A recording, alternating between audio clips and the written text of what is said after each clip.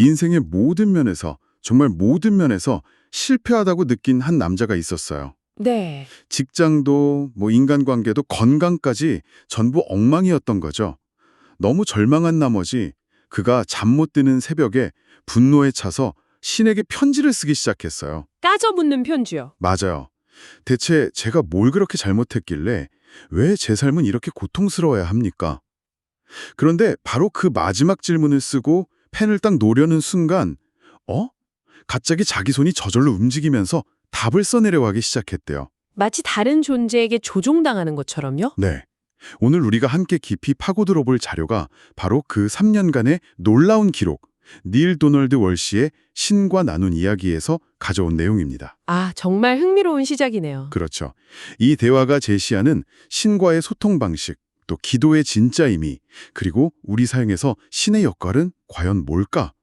어쩌면 조금은 도발적인 관점들을 함께 살펴보려고 해요. 당신이 믿는 신이 어떤 모습이든 오늘 이야기는 분명 새로운 생각의 문을 열어줄 겁니다. 맞아요.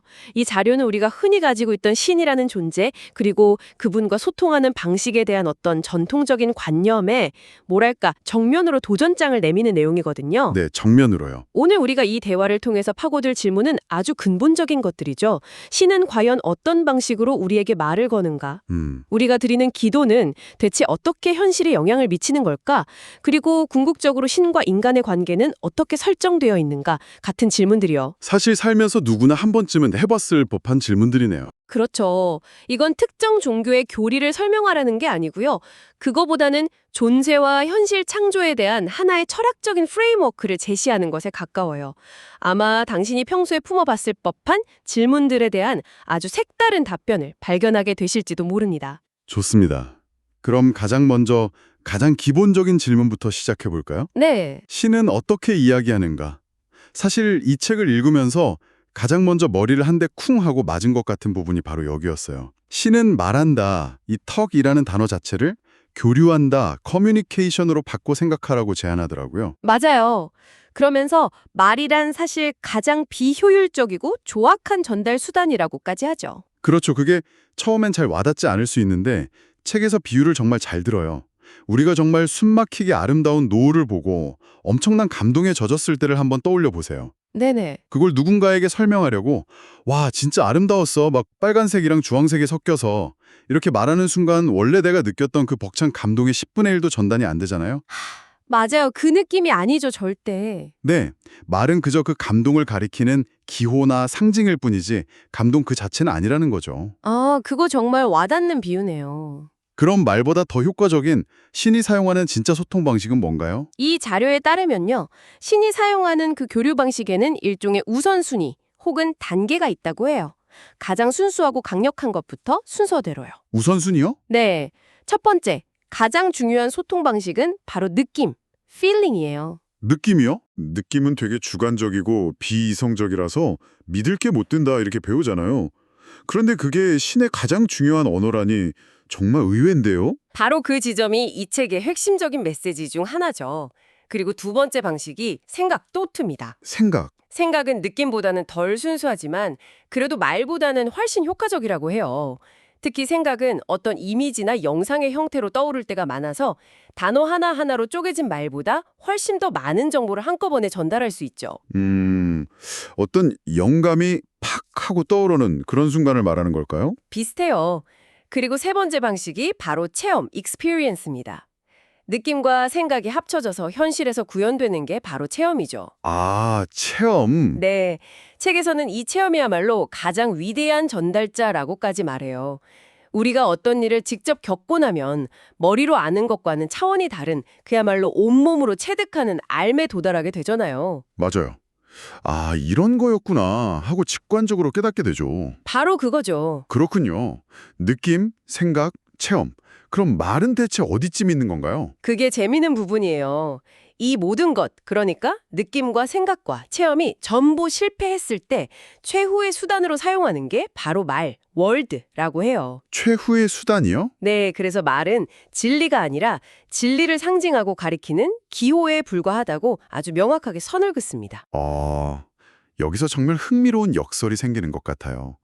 대부분의 종교에서 가장 신성하게 여기는 게 신의 말씀, 그러니까 경전이나 성서 같은 말로 기록된 텍스트잖아요. 그렇죠. 그런데 이 책은 그게 가장 낮은 단계의 소통 방식이라고 말하는 거니까요. 이건 정말 기존의 통념을 완전히 뒤집는 이야기인데요. 맞아요. 심지어 이렇게까지 비판해요.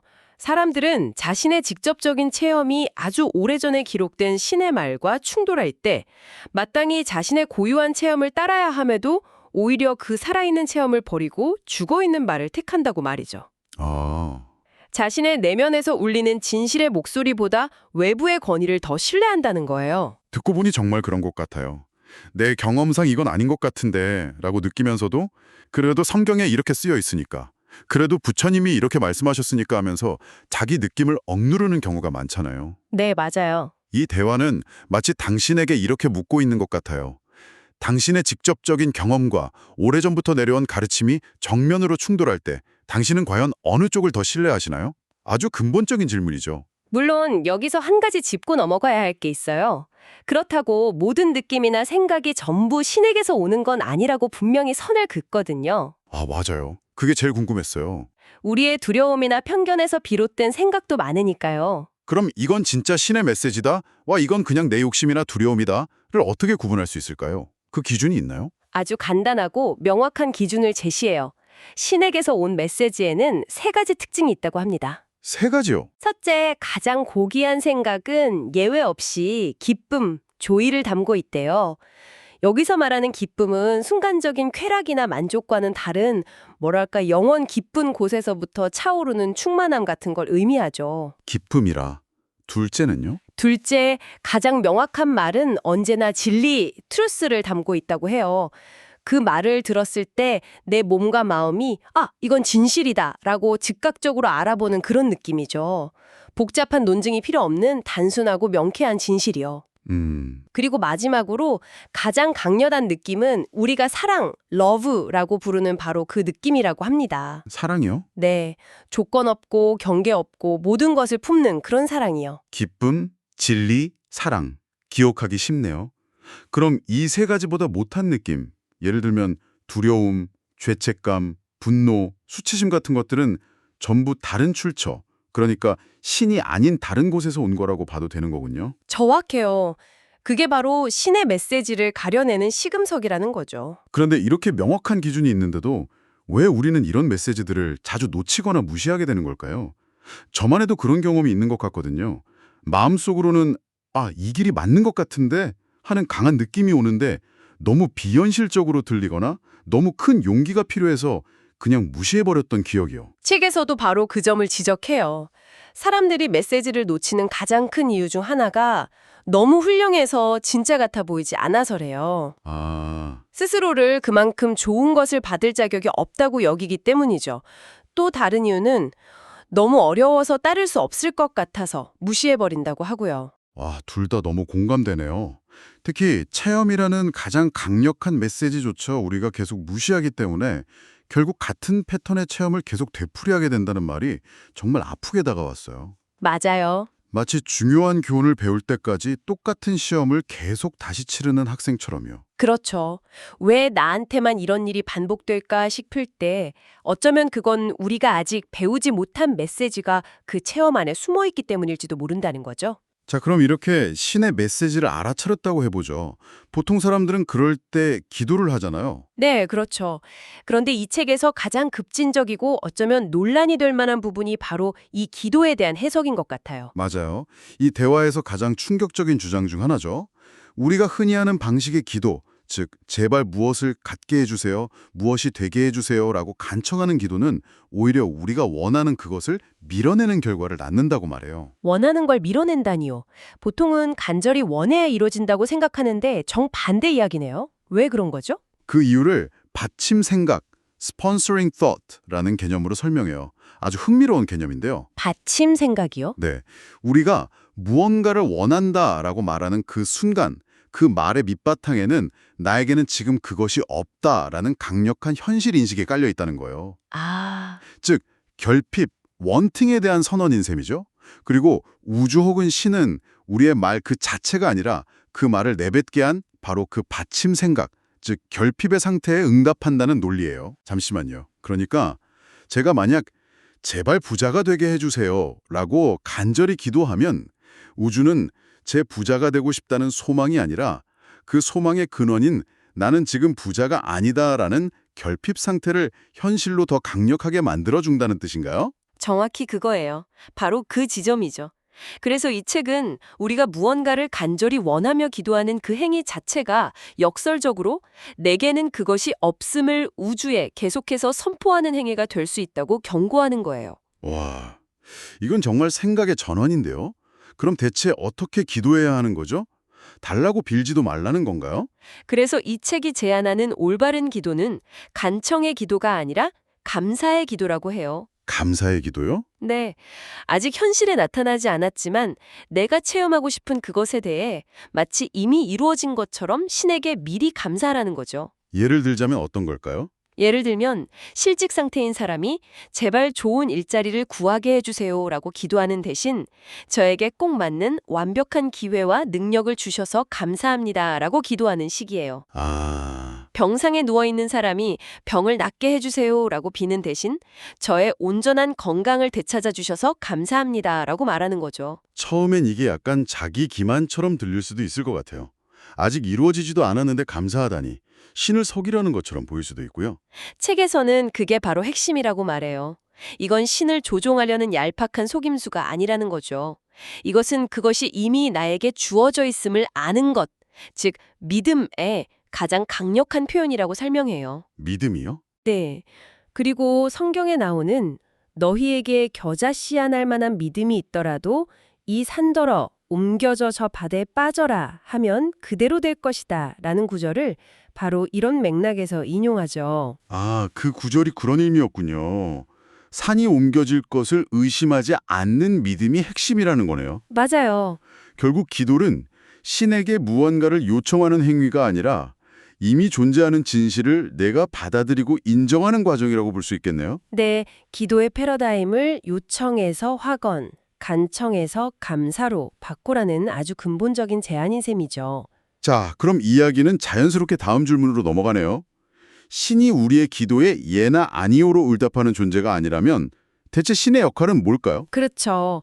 우리가 사는 이 세상에 얼마나 개입하고 또 어떤 영향을 미치는 걸까요? 이 부분도 기존의 통념을 완전히 뒤집어요.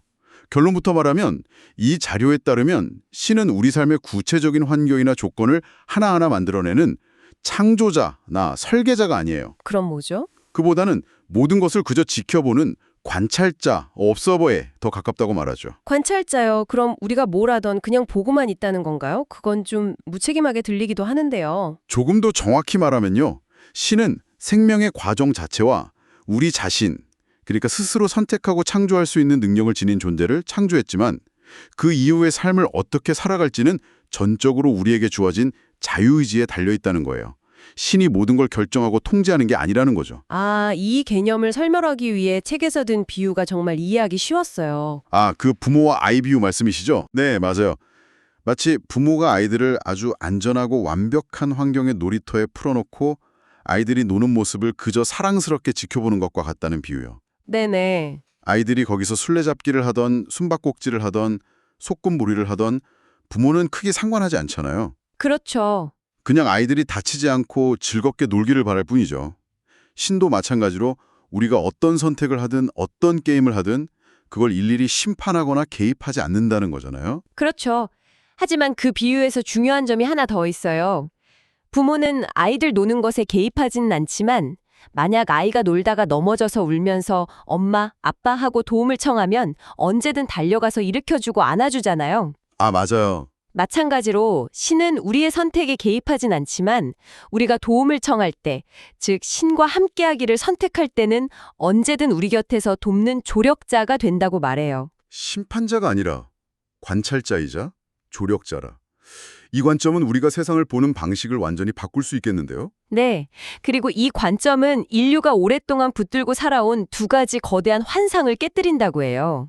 환상이요? 첫 번째 환상은 신이 우리가 하는 일 하나하나에 일일이 마음을 쓰며 선악을 따지고 심판하리라는 환상이에요.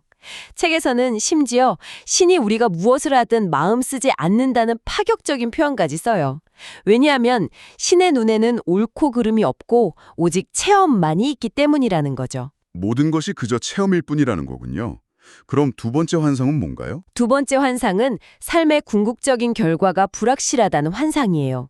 우리는 죽으면 천국에 갈지 지옥에 갈지 모르고 우리의 최종 목적지가 불확실하다고 생각하며 살아가잖아요. 네, 그렇죠. 늘 불안하죠. 하지만 이 책에서는 우리의 궁극적인 결과, 즉 신과의 합일은 처음부터 보장되어 있다고 단언해요.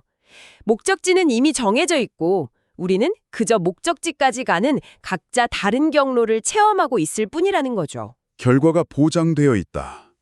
생각해보면 이 결과에 대한 의심이야말로 우리를 가장 힘들게 하는 두려움의 근원인 것 같아요. 맞습니다. 내가 지금 제대로 가고 있는 건가? 이러다 실패하면 어떡하지? 하는 그런 두려움이요. 바로 그거예요. 책에서는 이 결과에 대한 의심이 인류의 가장 큰 적인 두려움을 낳는다고 분석해요. 신의 궁극적인 의도와 능력을 의심하기 시작하면 우리는 평생 두려움과 죄책감 속에서 살아갈 수밖에 없다는 거죠. 반대로 최종 결과가 완벽하게 보장되어 있다는 것을 진심으로 받아들이면 우리는 비로소 두려움에서 벗어나 자유롭게 삶이라는 놀이를 즐길 수 있게 된다는 거고요. 정말 흥미롭네요. 오늘 우리는 신과 나는 이야기라는 자료를 통해 정말 많은 고정관념에 도전하는 이야기들을 나눠봤어요. 신과의 소통은 말보다는 느낌과 체험을 통해 이루어지고 네. 기도는 무언가를 달라고 비는 간청이 아니라 이미 이루어졌음에 감사하는 표현일 때 가장 강력한 힘을 발휘한다는 관점을 살펴봤죠. 그리고 신은 우리의 일거수일투족을 감시하고 심판하는 존재가 아니라 우리의 자유의 의지를 무한히 존중하며 우리가 도움을 청할 때 언제나 곁에 있는 관찰자이자 조력자라는 새로운 시각도 접했고요. 네, 오늘 나눈 이야기들이 당신의 삶과 신념에 어떤 울림을 주었을지 정말 궁금하네요. 이 자료의 마지막 부분에 이런 이야기가 나와요. 진리를 찾기 위해서는 때로 내가 지금까지 틀렸다고 굳게 믿어왔던 것을 기꺼이 내려놓고 받아들일 용기가 필요하다고 말이죠. 인류의 위대한 과학적 발견들은 대부분 기존의 모든 가설이 틀렸음을 인정하고 백지 상태에서 새로 시작하는 데서 비롯되었다고 하면서요. 네. 그래서 마지막으로 당신에게 이런 질문을 하나 남기고 싶어요. 이건 정답을 찾는 질문이 아니라 그저 조용히 품어보는 질문이에요. 네. 만약 당신이 살아오면서 이건 절대 아니야, 이건 틀렸어 라고 확신했던 것들 중 단 하나에 사실은 당신이 그토록 찾아 헤매던 가장 중요한 진실의 조각이 숨어 있다면 어떨까요? 그리고 만약 당신이 그것을 알아본다면 당신의 삶에서 무엇이 또 어떻게 달라질 수 있을까요?